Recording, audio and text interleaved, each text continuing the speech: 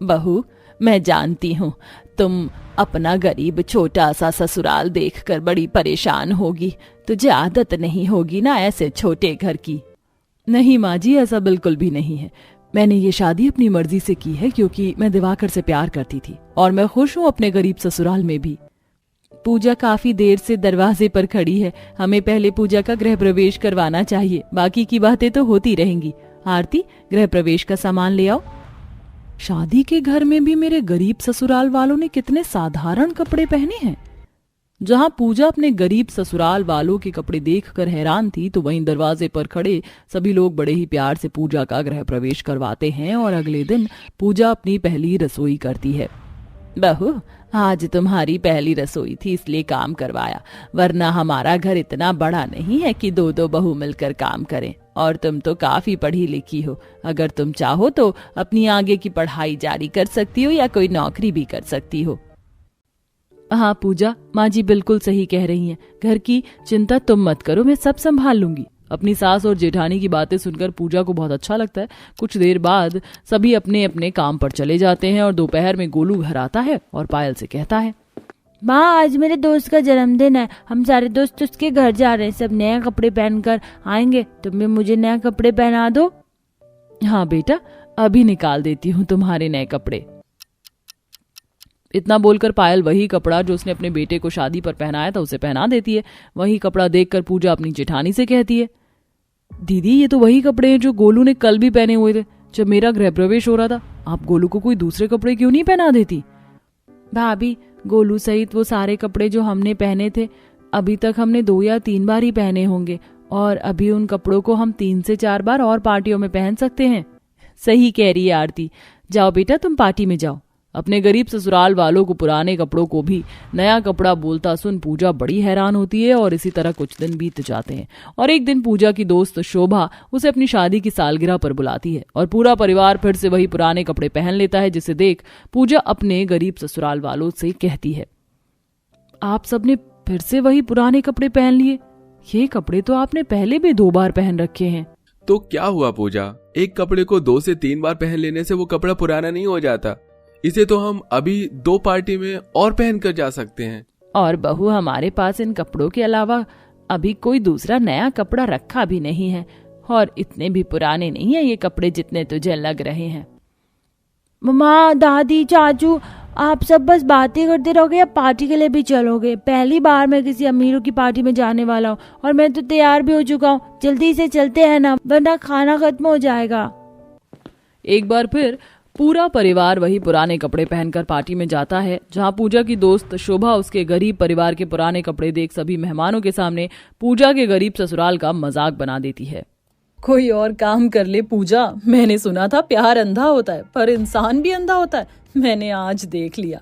मैं जानती थी कि तुम जिस लड़के को पसंद करती हो वो गरीब है, पर मैं ये नहीं जानती थी कि वो लोग इतने गरीब हैं कि पार्टी में भी पुराने कपड़े पहनकर आ जाएंगे।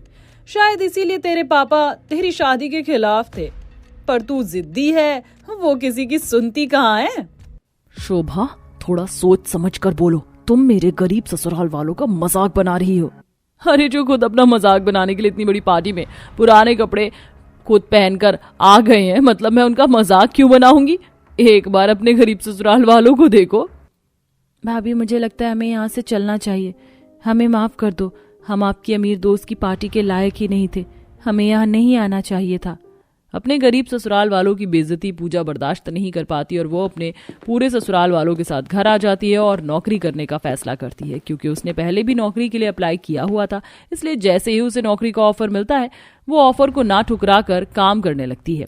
समय यूं ही गुजरता है और देखते ही देखते कुछ महीने बीत जाते हैं और ऐसे ही एक दिन। अरे पूजा बेटी, शादी करके अपने माता पिता को भूल गई क्या? मानते हैं कि तेरी शादी से हम खुश नहीं हैं, पर इसका मतलब ये तो नहीं कि हम अपनी बेटी से रिश्ता तोड़ देंगे। पापा, मैं बिल्कुल ठीक हूँ और मुझे अच्छा लगा आपने मुझे फोन किया। पूजा बेटा, तूने हमारी एक न सुनी और उस गरीब से शादी कर ली, पर मैं तो तेरा बाप हूँ, अपनी बेटी को भूल थोड़े न सकता हूँ।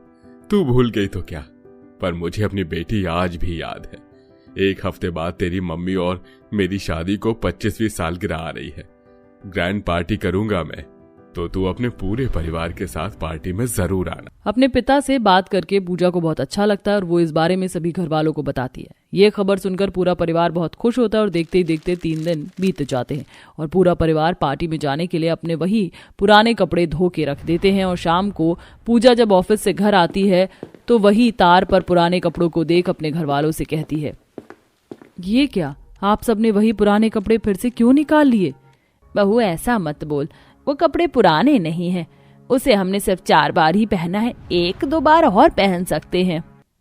माँ जी, एक ही बात सुन सुनकर मैं थक चुकी हूँ। वो कपड़े पुराने हो चुके हैं, अब आपको पार्टी में जाने के लिए दूसरे कपड़े लेने होंगे। पर भाभी, हम दूसरे कपड़े कहाँ से लाएंगे? हमारे पास इतने पैसे भी नहीं है अभी। मैं दिलाऊंगी आप सबको कपड़े। मैं पिछले 4 महीने से कमा रही हूँ और आप लोगों ने मुझसे 1 रुपया नहीं लिया। मैंने इतने पैसे जमा कर लिए कि मैं अपने ससुराल वालों को पार्टी में पहनने के लिए नए कपड़े दिला सकूं। सच में चाची, पार्टी में मैं नए कपड़े पहन कर जाऊंगा, मैं तो बहुत खुश हूँ। हाँ गोलू, अब आप सब तैयार हो जाइए, हम आज ही शोरूम जाएंगे और आप सब अपनी पसंद के कपड़े लेंगे। इतना बोलकर पूजा अपने गरीब ससुराल वालों को अपने साथ एक बड़े से शोरूम में ले आती है, जहां वो सबसे पहले गोलू को और अपनी नंद को उनकी पसंद के कपड़े दिलाती है। भाभी, मुझे इन कपड़ों से अच्छे डमी पर लगी वो गाउन अच्छी लग रही है, क्या आप मुझे वो गाउन दिला सकती हो? हाँ हाँ, क्यों नहीं, जो पसंद है शोरूम में तुम अपनी पसंद का वो ले लो। और बोलो गोलू, तुम्हें क्या पसंद आया बताओ। हाँ चाची, मुझे ये वाला टी-शर्ट और पैंट लेना है। ठीक है, ले लो। माँ जी, जेठानी जी, आप दोनों भी लीजिए ना अपने लिए। मैंने तो दिवाकर जी के लिए ये पसंद कर लिया है, कोट पैंट। कहीं और चलते हैं, यहाँ सब बहुत महंगा है। पूजा अपनी जेठानी और सास को काफी फोर्स करती है, पर फिर भी पायल और शांति अपने लिए कपड़े नहीं लेती, जिसके बाद पूजा अपने परिवार वालों को दूसरी दुकान में ले जाती है और वहां खुद अपनी जेठानी और सास के लिए एक साड़ी पसंद करती है। माँ जी, दीदी, आप दोनों के ऊपर ये ड्रेस बहुत अच्छी लगेगी, आप ये वाली साड़ी ले लो। पूजा, ये तो बहुत महंगी है और मैं भी सस्ती सी साड़ी ले लेती हूँ ना अपने लिए, मुझे बुढ़िया के कपड़े कौन देखेगा। महंगी है तो क्या आपकी अमीर बहू दिला रही है, बेफिक्र होके ले लो। 2 दिन बाद पार्टी में भी जाना है और सबको दिखा देना वहां पर कि हम भी किसी से कम नहीं है। इस तरह पूजा अपनी बचाई हुई सैलरी अपने घर वालों को कपड़े दिलाने में खर्च कर देती है। 2 दिन बाद पूरा परिवार पूजा के मायके जाता है और पार्टी को एंजॉय करता है, जहां सभी लोग उनके कपड़ों की खूब तारीफ करते हैं। अरे पूजा, मैंने तो सुना था तेरे ससुराल वाले बहुत गरीब है, पर उनके कपड़े देखकर तो लगता नहीं है कि वो गरीब हैं। आंटी जी, इंसान की अमीरी गरीबी कपड़ों से जज नहीं की जाती है।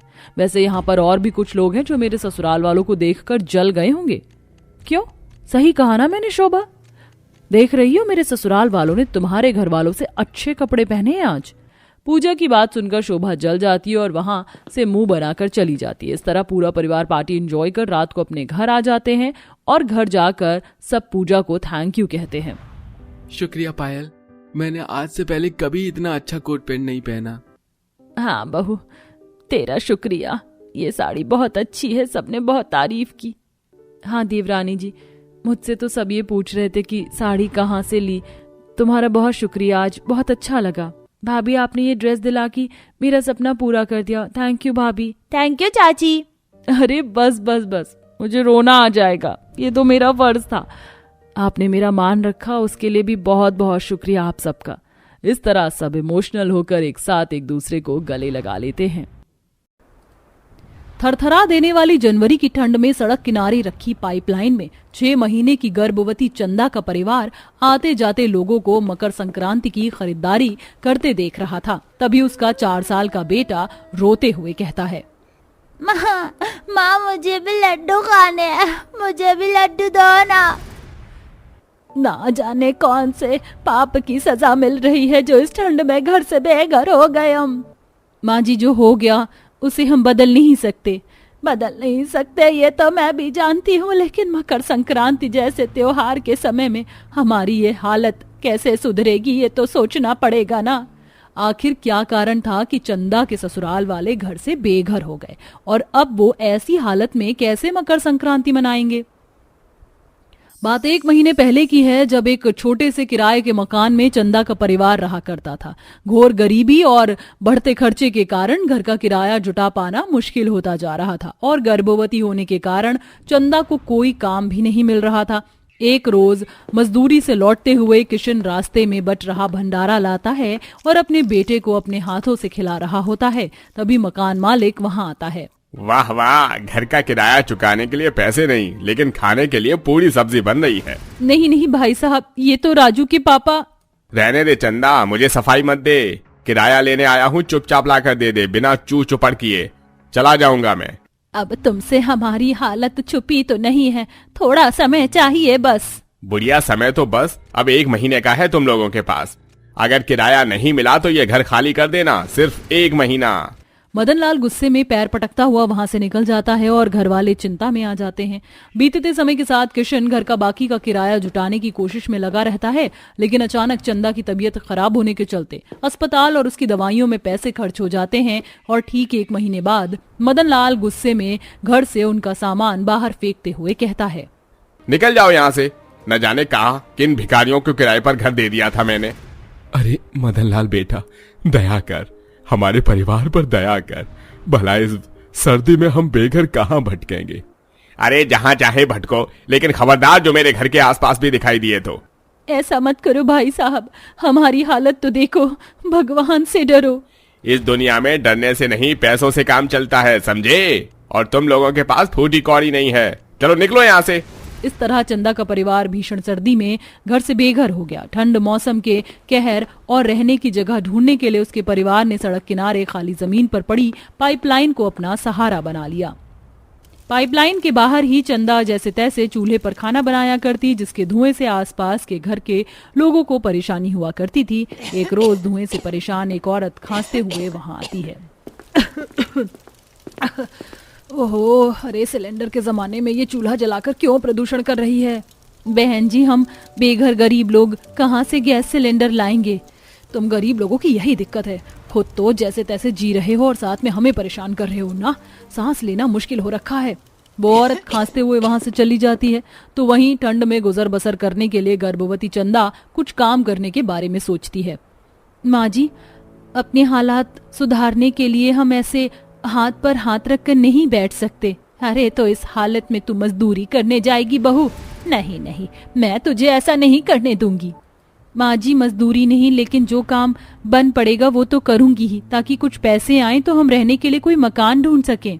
बहू सही कह रही है सरोज, इस ठंड में मकान ढूंढना बहुत जरूरी है। तबीयत से लाचार ना होता तो मैं तुम लोगों की मदद करता, ऐसे बोझ बनकर न बैठता। पिताजी, ऐसा मत कहिए, सब ठीक हो जाएगा, भगवान पर भरोसा रखिए। चंदा काम ढूंढने के लिए घर घर भटकती है और लोगों से उसे काम पर रखने के लिए कहती है। मेम साहब, मैं घर के सारे काम जानती हूँ, बस मुझे काम पर रख लीजिए, मैं बहुत गरीब हूँ। गरीब के साथ साथ गर्भवती भी है तू। अरे तुझे काम पर रखा तो मेरी खाट खड़ी हो जाएगी। जा जा, यहाँ कोई काम नहीं है। इतना कहकर वो औरत चंदा के मुंह पर दरवाजा बंद कर देती है और बेचारी चंदा निराश होकर वहां से लौट जाती है। इसी तरह वो और घरों में भी काम मांगने की कोशिश करती है, लेकिन सभी उसकी गर्भवती हालत के चलते उसे जाने को कह देते हैं। एक औरत उस पर दया कर उसे कुछ खाने का सामान भी देकर चली जाती है। चंदा वापस जा रही होती है, तभी वो बाजार में लोगों को सामान बेचते हुए देखती है। कुछ देर में वो और किशन साथ में लौटते हैं। तुम कहाँ गई थी और ये तुम्हारे हाथ में क्या है? काम ढूंढने गई थी, सो तो मिला नहीं, लेकिन एक औरत ने दया करके ये कुछ खाने को दे दिया। माँ, मुझे भूख लगी है। सुनिए जी, आप कुछ पैसों का जुगाड़ करके मुझे लड्डू बनाने का सामान ला दीजिए। उसका तू क्या करेगी बहू? माँ जी, मकर संक्रांति का त्योहार आने वाला है, काम तो कहीं मिल नहीं रहा, इसीलिए मैं लड्डू बनाकर बेचूंगी। लेकिन इसमें तो बहुत मेहनत और पैसे भी लगेंगे बहू, और फिर अगर लड्डू नहीं बिके तो क्या हुआ पिताजी, हम कोशिश तो कर ही सकते हैं ना। वैसे भी बेघर होकर जो परेशानी झेल रहे हैं वो कम भी नहीं है। किशन चंदा की बात मानकर अगले दिन कुछ पैसे उधार लाकर तिल, मुरमुरे और गुड़ लेकर आता है ताकि उसके लड्डू बना सके। चंदा भी चूल्हा जलाकर लड्डू बनाने में लग जाती है, जिसमें उसकी सास भी उसकी मदद करती है। बहुत ठंड और धुंध के कारण चूल्हा गीला होने के कारण बार बार बुझ रहा था, लेकिन चंदा बिना थके और हार मानते हुए बार बार चूल्हा जलाकर काम करती है। दोनों सास बहू बहुत से लड्डू बनाकर तैयार कर लेती हैं। दादी ये सारे लड्डू मेरे लिए, मैं खाऊंगा इन्हें। नहीं बेटा, तुम सारे लड्डू नहीं खा सकते, लेकिन पहला लड्डू तुम्हारे लिए ही है। लो मुंह खोलो। सरोज बड़े ही प्यार से राजू को लड्डू खिलाती है, जिसके बाद एक लकड़ी के तख्ते पर उन लड्डुओं को रखकर बेचने के लिए चंदा आवाज लगाने लगती है, लड्डू, ताजे स्वादिष्ट लड्डू ले लो। आने जाने वाले लोग उसकी आवाज सुनकर लड्डुओं को देखते तो हैं लेकिन खरीदते नहीं, और पहले दिन कोई भी लड्डू नहीं लेता।